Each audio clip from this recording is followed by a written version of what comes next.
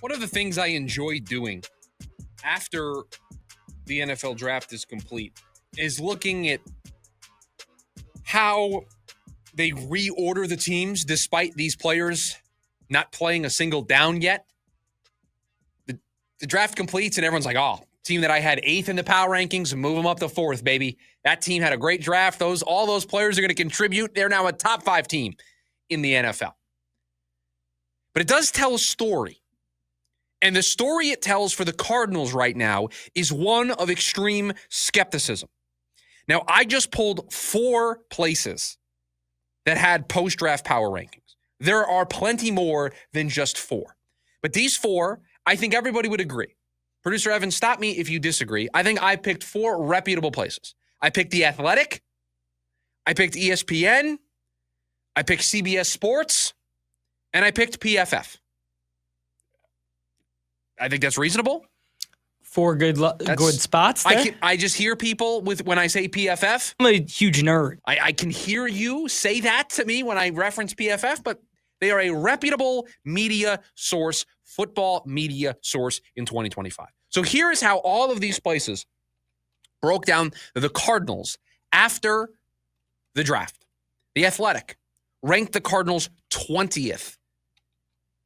3rd among the NFC West teams, meaning there were 2 NFC West teams in front of them. ESPN had the Cardinals 22nd, down from 20th after their free agency power rankings. They ranked the Cardinals 4th out of the 4 NFC West teams. The other 3 NFC West teams all in front of the Cardinals on ESPN. CBS Sports ranked the Cardinals. They did theirs a little differently. Theirs was ranking just the 16 NFC teams. They ranked the Cardinals 12th among the NFC teams. They also 3rd among the NFC West teams. And then there's PFF. I'm a huge nerd. Well, the nerds are the group of people that like the Cardinals the most. So I'm a huge nerd. If you want to be against the nerds, looks like most people are nerds today. That's right. They've got you back. You're team nerd today. PFF did their state of the divisions. They ranked the Cardinals 2nd in the NFC West. But what does this overall picture tell you right now? It is a story of a team that had a great offseason, had a great free agency period. Is there anybody out there that thinks the Cardinals missed in free agency? You nitpick. I would have liked to have seen them do this or that. But overall, is there anybody out there who thinks they missed in free agency? Is there anybody out there who thinks their approach to the draft, considering their limited capital, that they did a bad job during the draft? We loved the Walter Nolan pick. We loved substance over sizzle. We were over the moon that Will Johnson got to them at 47 in the 2nd round. Overall, investing heavily on defense. I think many of us, myself included, think they did a good job in the draft.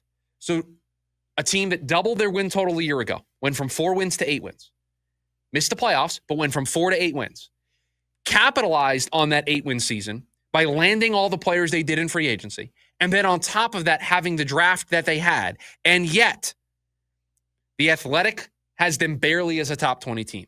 ESPN does not have them as a top 20 team. CBS Sports has them 12th among NFC teams. What are they telling you? What is that telling you? It is telling you they are skeptical of Kyler Murray and this offense being able to do enough. They're skeptical. They need to see it. They need the proof. They need, with their own 2 eyes, a story of Kyler Murray coming through in November and December. And we have said this time and time again here on this show.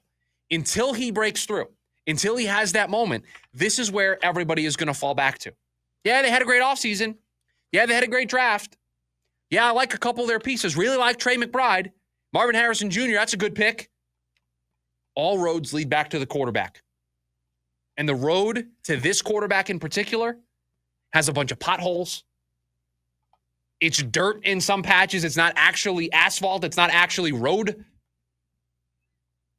The road to this quarterback is one of a bumpy nature.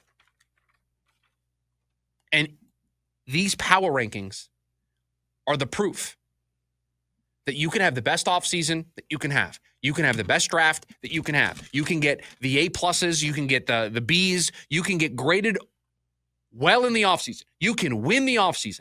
It doesn't matter if the overwhelming belief is a lack of belief in your quarterback. That is what these power rankings tell us after the NFL draft. And it's not hard to see it. Some of them say it. Some of them flat out say the biggest concern, Kyler Murray and what he can do this year. And listen, it's a question we've talked about on the show. This is the most important year of his career. This is make or break.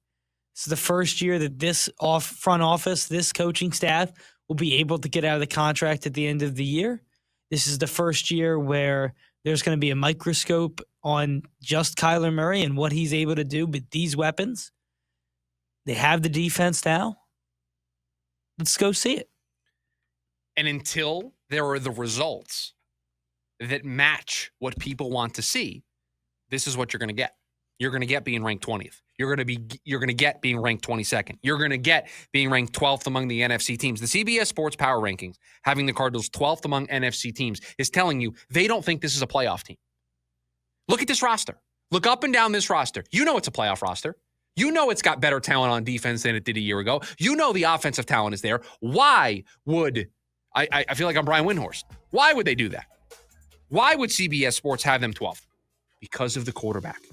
There is no belief in the quarterback. And so now you got to go out there and prove it. You got to go out there and change the narrative. And you have to do it sooner rather than later.